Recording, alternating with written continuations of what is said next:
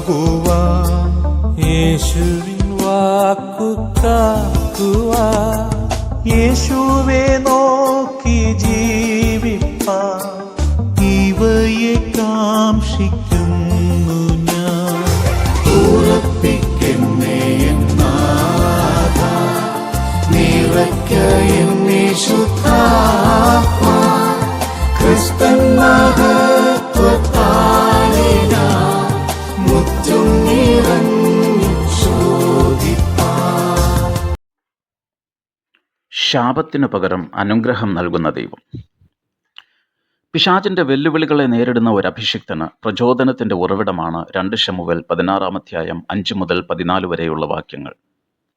ദാവീദ് രാജാവ് മകനായ അബ്ശാലോമിൽ നിന്ന് രക്ഷപ്പെടാൻ പലയിടങ്ങളിലും സഞ്ചരിക്കുന്നതിനിടെ ബഹൂരീമിൽ എത്തിയപ്പോൾ ശൗലിന്റെ കുലത്തിൽപ്പെട്ട ശിമെയി ദാവീദിനെ ശപിക്കുന്നു.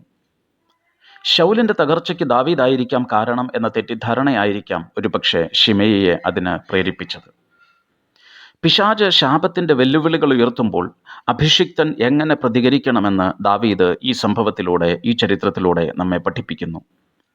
നാം അഭിഷിക്തരാണെങ്കിൽ പിശാചിന്റെ വെല്ലുവിളികൾ നമുക്കെതിരെ നിരന്തരം ഉയർന്നുകൊണ്ടിരിക്കും എന്നതും നാം മനസ്സിലാക്കേണ്ട പരമപ്രധാനമായ ഒരു സത്യമാണ്. വെല്ലുവിളികളില്ലാത്ത ജീവിതം ക്രൈസ്തവ ജീവിതമല്ല. കാരണം വൃദ്ധന്മാരെ പോലും തെറ്റിക്കാൻ ആഗ്രഹിക്കുന്ന പിശാച് അലറുന്ന സിംഹം പോലെ ആരെ വിഴുങ്ങേണ്ടു എന്ന് വിചാരിച്ചുകൊണ്ട് ദൈവിക പദ്ധതികൾക്കെതിരെ യുദ്ധം ചെയ്തുകൊണ്ടിരിക്കും.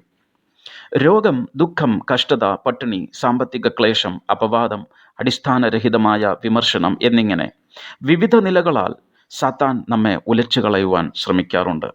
പക്ഷേ ദൈവകൃപയിലും അഭിഷേകത്തിലും ശരണപ്പെട്ടുകൊണ്ട് പ്രതിസന്ധികളെ തരണം ചെയ്യാൻ നമുക്ക് കഴിയുമെങ്കിൽ ശത്രു നമ്മുടെ മേൽ ഒരിക്കലും പ്രബലനാകുകയില്ല. പിശാച് അപവാദിയാണെന്ന സത്യം നാം ആദ്യം മനസ്സിലാക്കണം. അവൻ സത്യം പറയില്ല, അവൻ ഭോഷ്ക് മാത്രമേ പറയൂ.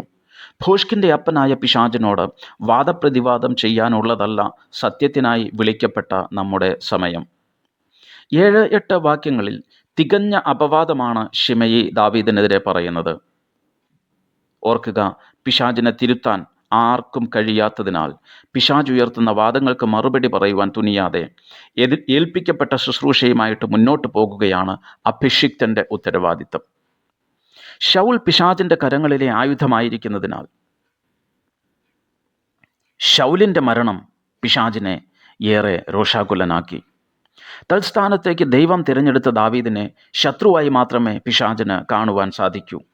പക്ഷേ ദൈവിക വാഗ്ദത്തങ്ങളും അഭിഷേകവും നമ്മുടെ മേലുണ്ടെങ്കിൽ അപവാദിയായ ശത്രുവിന് മറുപടി കൊടുക്കുവാൻ സമയം വ്യർത്ഥമാക്കാതെ മുന്നോട്ട് പോകുവാൻ നമുക്ക് കഴിയണം. അപവാദികൾ നമുക്കെതിരെ ഉയരുമ്പോൾ മിണ്ടാതിരുന്നാൽ മറ്റുള്ളവർ എന്ത് കരുതും എന്ന ഭയം മൂലമാണ് പലരും പ്രതികരിക്കുവാൻ മുതിരുന്നത്. പക്ഷേ ശപിക്കുന്ന ശിമെയിയെ ചത്ത നായ എന്നാണ് മറ്റുള്ളവർ വിശേഷിപ്പിച്ചിരിക്കുന്നത്. പിശാചിൻ്റെ തനി സ്വഭാവം ദൈവകൃപയിൽ നിൽക്കുന്നവർക്ക് മനസ്സിലാകും. അത് മറ്റുള്ളവർക്ക് വിശദമാക്കി നമ്മുടെ പരമാർത്ഥത തെളിയിക്കുവാനായിട്ട് നാം ഒരിക്കലും വ്യർത്ഥമായ ശ്രമങ്ങൾ നടത്തരുത്. അവരിലൂടെ പ്രവർത്തിക്കുന്നവരെ ഒന്നുകിൽ ദൈവം ന്യായം വിധിക്കും, അല്ലെങ്കിൽ മാനസാന്തരപ്പെട്ട് അവർ നമ്മുടെ അടുക്കൽ തന്നെ വരും. പിന്നീട് ദാവീദിൻ്റെ അനുഭവത്തിലും നമുക്കത് കാണുവാൻ കഴിയുന്നുണ്ട്. ശിമെയി ഒരു ദിവസം തെറ്റു മനസ്സിലാക്കി മാനസാന്തരപ്പെട്ട് ദാവീദിൻ്റെ അടുക്കൽ മടങ്ങി വന്നു. പിശാചിന് പ്രവർത്തിക്കാതിരിക്കാൻ കഴിയില്ല എന്നുകൂടെ നാം മനസ്സിലാക്കണം. അവൻ വളരെയധികം പരിശ്രമശാലിയാണ്. അത് അവൻ്റെ പണിയാണ്. ദാവീദ് എന്താണ് പറയുന്നത് ശിമെയിയുടെ ഈ ശാപത്തെക്കുറിച്ച്? അവനെ വിടുവിൻ, അവൻ ശപിക്കട്ടെ എന്ന് പറഞ്ഞുകൊണ്ട് സമയം പാഴാക്കാതെ മുന്നോട്ട് പോകുന്ന ദാവീദ് നമുക്ക് ഒരു മാതൃകയായിരിക്കട്ടെ. ദൈവം തൻ്റെ ശുശ്രൂഷയ്ക്കായി നമുക്ക് തന്നിരിക്കുന്ന സമയം അപവാദികൾക്ക് മറുപടി കൊടുക്കുവാനായിട്ട് നാം നഷ്ടമാക്കരുത്.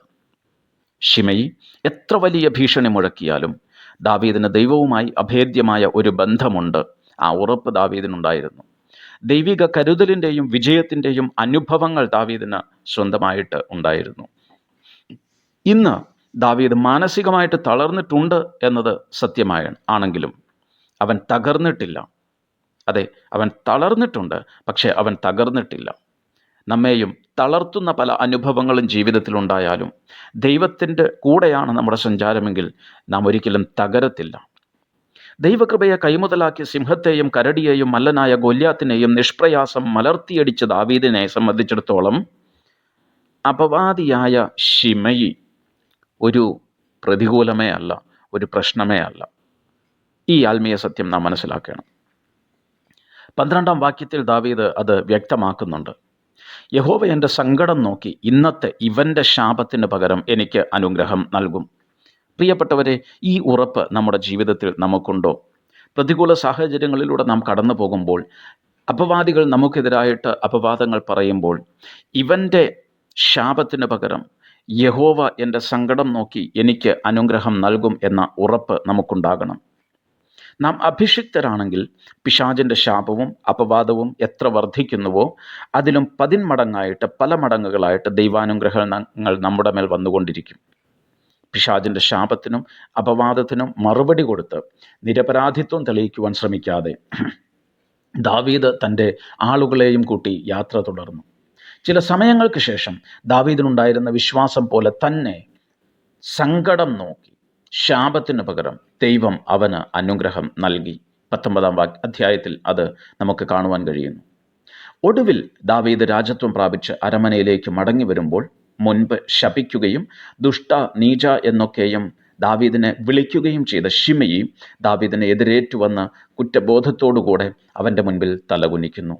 ഒന്നുകിൽ ശിമയി മാനസാന്തരപ്പെട്ടു, അല്ലെങ്കിൽ ഇനി ദാവീദിനെ അംഗീകരിക്കാതെ തരമില്ല എന്ന് മനസ്സിലാക്കി അവൻ പത്തി മടക്കി. ഇവിടെയാണ് മിണ്ടാതിരുന്ന് ഞാൻ ദൈവമെന്ന് അറിഞ്ഞുകൊള്ളുവിൻ എന്ന സങ്കീർത്തന സൂക്തത്തിൻ്റെ ആഴം നമുക്ക് മനസ്സിലാക്കുവാൻ കഴിയുന്നത്.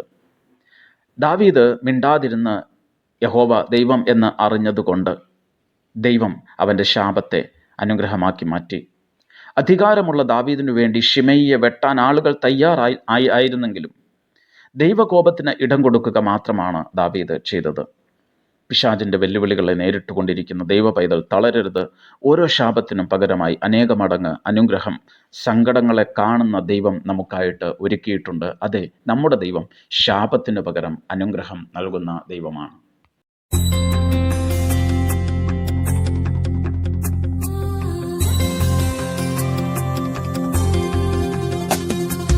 യേശുവെ പോലെയാകുവാൻ,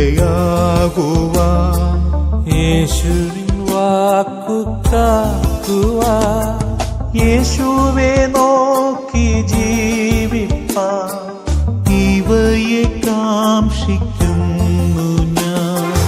ഉറപ്പിക്കെന്നേ നാഥ, നിറയ്ക്ക എന്നേ ശുദ്ധാത്മാ, ക്രിസ്തൻ മഹത്വ